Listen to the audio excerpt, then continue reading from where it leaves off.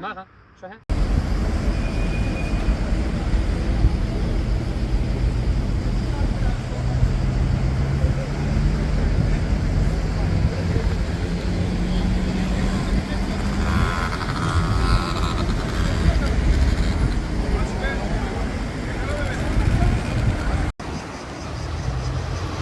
Evet arkadaşlar, Dubrovnik'e geldik. Dubrovnik'in girişi böyle, bir taraf Alex Lavren Kilisesi'nin bir ayağı, öbür taraf kaya. Burayı geçmişler, böyle bir yol. Gidiş geliş yapma şansları dahi yok. Tek yönlü bir yol. Yani ilginç bir şey. Yani yukarıdan kaya da düşebilir. Yani şehrin girişi böyle. Evet, Lavren Kilisesi bu taraf. Biraz sonra bu kilisenin içerisine de gireceğiz. Orası nasıl bir yer, onu da göreceğiz inşallah. Güzel bir yerdir. Herkese selamlar. Bugün Hırvatistan'ın Dubrovnik şehrine geldik. Burada denizin hemen bitişiğinde bu şekilde bir kale var. Kalenin içini gezelim diye girdik.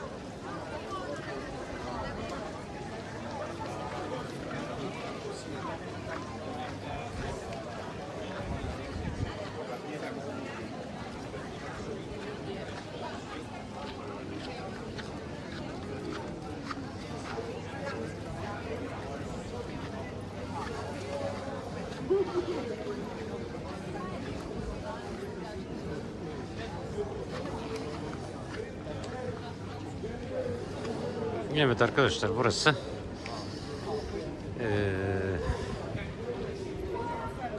Hırvatistan'ın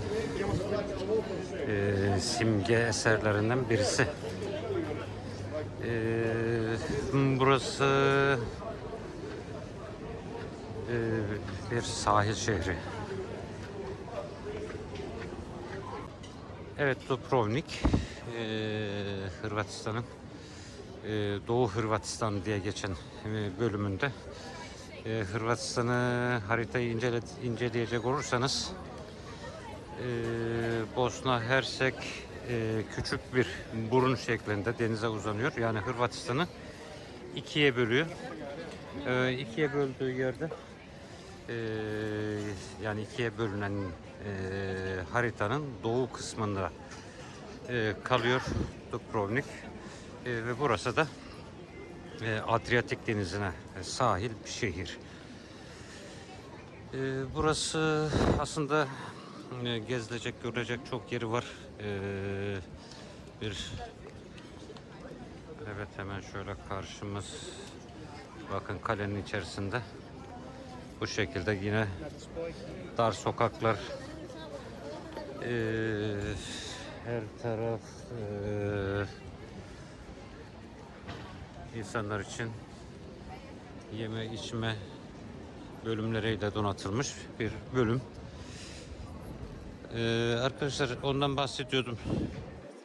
Yine aynı şekilde burası da, yani her evin arasında içeriye doğru bir girinti, dar sokaklar. Böyle önemli bir merkez Zaten kalabalığı da görüyorsunuz. Çok fazla ziyaretçi kabul ediyor. Arkadaşlar burası Dubrovnik, dediğimiz gibi hem deniz hem tarih kokan bir yer. 1991 yılında Hırvatistan Yugoslavya devletinin dağılmasıyla birlikte bağımsızlığını ilan ediyor. Şimdi tam o dönemde bölünme aşamasında çıkan iç savaşlarda burası yani Dubrovnik'teki birçok tarihi eser tahrip oluyor. Neredeyse yok olma derecesinde tahrip oluyor. Ancak ayrılmadan sonra UNESCO buradaki tarihi mirasa, kültürel mirasa, tarihi dokulara göz yumamıyor, kapatamıyor ve buraya el atmak zorunda kalıyor. Ve buradaki tüm tarihi eserler restorasyona alınıyor. Aslına uygun bir şekilde tahrip olan her taraf yeniden inşa ediliyor. Yeniden yapılması gereken bölümler yeniden yapılıyor. Tamir edilmesi gereken eserler tamir ediliyor ki bu işlem ta ki 2005 yılına kadar, yani 91-2005 yaklaşık 14 yıl burada restorasyon çalışmaları yapılıyor. Bunun neticesinde orijinaline uygun yapıldığı için bakın zaten şurada görebiliyorsunuz. 2 tane bina, birisi eski, diğeri yeni. Yeni yapılanın taşları bembeyaz ama eski olan taşlar sarı. Sağdaki yeni restore edildiği için onun taşları daha beyaz, pencereleri daha tertipli, düzenli ama karşımızdakinin tarihi belli oluyor. Yani 2005 yılı yaklaşık 17, 18, 19 neyse 20 yıldır burası bu şekilde yoğun bir ziyaretçi akınına uğruyor. Yani burada Saat Kulesi, Çan Kulesi, katedrali, artı kilisesi, yani yaşama dair her şey burada mevcut. Yani şu ön alan etrafındaki binalarda yaşam var mı yok mu bilmiyorum ama arkadaki binalarda balkonlardan sarkan çamaşırlardan anladığımız kadarıyla sanki yaşam devam ediyor gibi.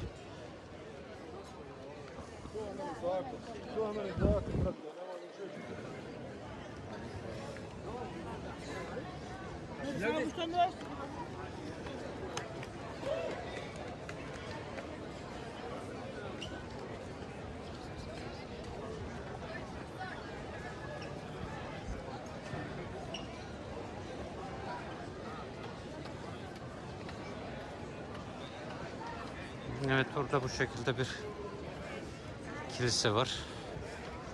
Sanki o dönemde katedral olarak kullanılmış.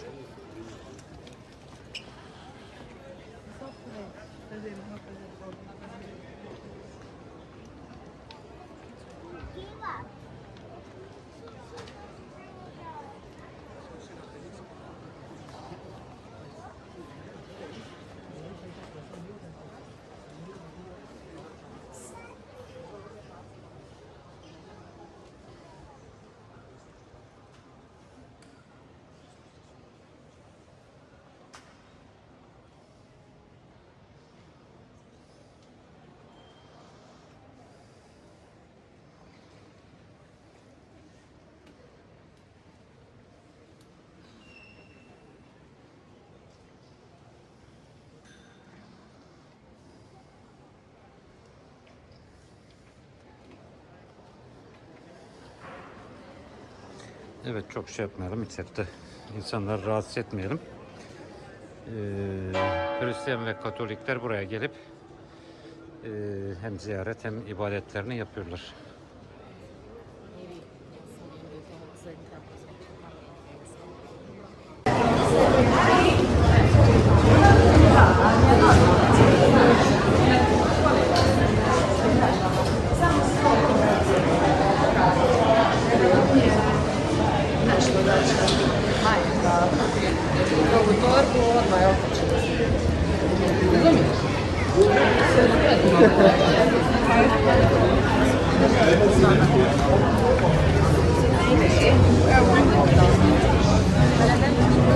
Evet, kaleden çıktık şu anda.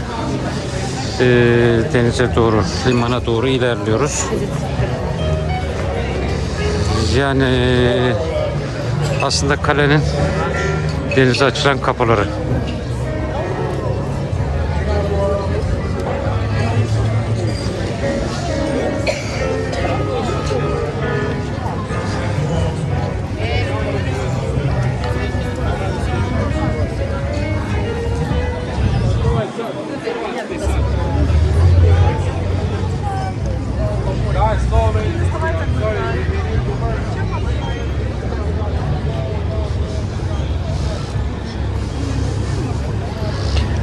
Evet arkadaşlar, burası sanki böyle yarımada. Bu eski yerleşim bölgesinin, kalelerin, surların olduğu yer. Tam yarımada gibi. Bu şekilde denizle neredeyse bağlantısını kesmiş. Yüksek yüksek duvarlar, surlar diyelim artık, şehri korumaya yarayan burada bir yükseltiler ve bu kadar büyük bir alan yıllarca korunmuş. Evet, bahsettiğim gibi şu karşımızdaki duvarlarda da, surlarda da tahribatlar oluşmuş. Onlar da yine UNESCO tarafından aslında uygun bir şekilde onarılmış. Yani bu kadar geniş bir alanın günümüze kadar gelmesi, buranın yapımı yanlış olmasın 13. yüzyıl diye hatırlıyorum. 13. yüzyıl, yani neredeyse 800 yıldır ayakta ve hiçbir tahribata uğramamış, günümüze kadar ayakta kalmış. Evet, güzel bir kale. Günümüzde de yine hem tarihe sahip çıkılmış hem içerideki mekanlar burayı canlı tutuyor ve çok fazla da ziyaretçi kabul ediyor. Aslında Dubrovnik çok büyük bir şehir değil. Doğu Hırvatistan'ın neredeyse başkenti diye geçiyor ama nüfusu da o şekilde abartılacak kadar büyük değil, yaklaşık 50 bin nüfusu var.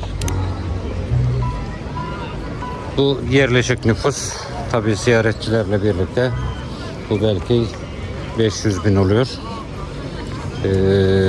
Yani sadece şu kalenin içerisindeki insanlar şu anda çok fazla. Evet.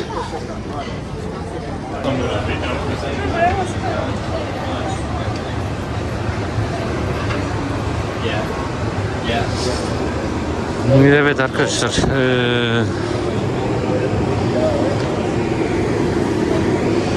Rudovnike,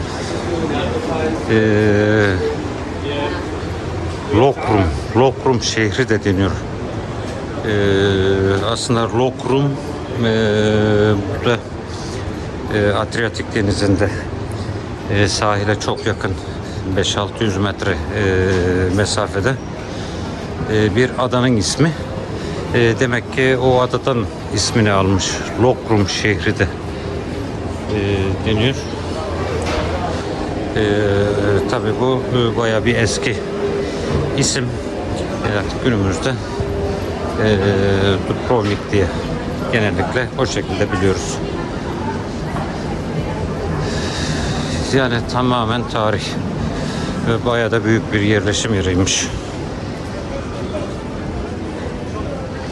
Yani her taraf ara sokaklar bu şekilde artı şeklinde.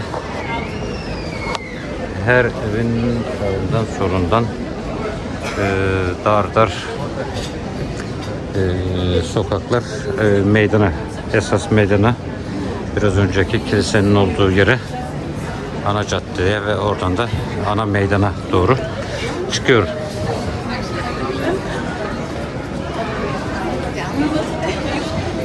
Yani buradaki kalabalığı da siz hayal edin. Her sokak bu şekilde, girdiğimiz her sokak bu şekilde bir yoğunluk var.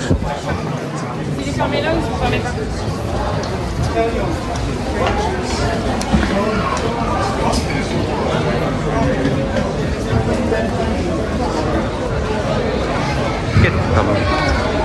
Tüm mekanlar dolu, tüm sokaklar dolu, tüm geniş sokaklar dolu. Yani her taraf dolu. Çok yoğun bir ziyaretçi akını var.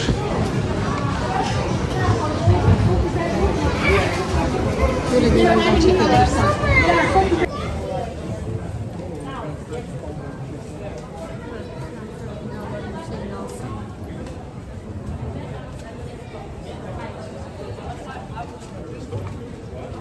Non, t'as vu, il y avait des.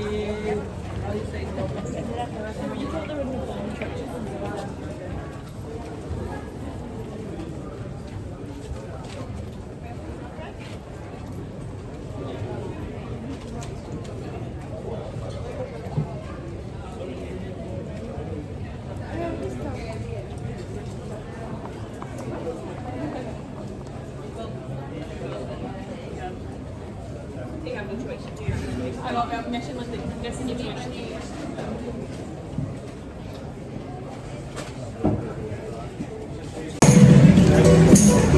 Evet arkadaşlar, Aziz Lawrence Kilisesi'nde, yani gez bitmiyor, çok geniş bir alan. Artık buradan çıkıyoruz. Daha başka gezilecek yerler var mı bilmiyorum. Burası Dubrovnik aslında çok böyle katlı binaların, yüksek binaların olduğu bir yer değil, böyle güneye yamaç, Adriyatik denizine doğru. Güzel bir şehir. Şimdilik buradan çıkıyoruz.